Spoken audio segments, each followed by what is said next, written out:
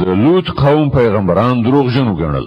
هغه وخت یاد کړه چې د هغو ورور لوط هغو ته ویلي وو آیا تاسو له خدای نه ویریږئ؟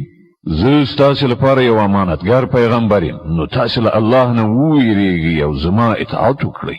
زه له تاسو نه په دې کار باندې د څه اجرت غوښتونکی نه یم، زما اجر خو د رب العالمین په ذمه دی.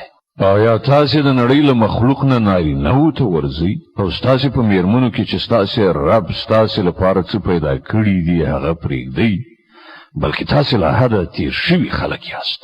هغوی وویل ای لوطه که تا له دې خبرو لاس وانخیست نو کوم خلک چې زموږ له کلیو نه ویستل شوي دي په هغو کې به ته هم شامل کړی شي. هغه وویل کوم خلک چې ستاسو له کړو وړو څخه کرکجن دي زه له هغو څخه یم. ای پروردګاره ما ته او زما کورنۍ ته د دوی له بدعملیو څخه نجات راکړه. په پای کې مونږ هغه او د هغه ټوله کورنۍ وژغورله پرته له یوې بوډۍ ښځې نه چې په بیرته پاتې کېدونکو کې وه.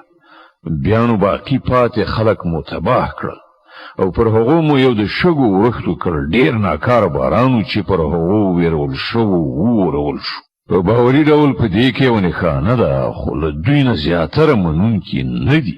او حقیقت دا دی چې ستا رب برلاسی دی او خورا مهربان هم.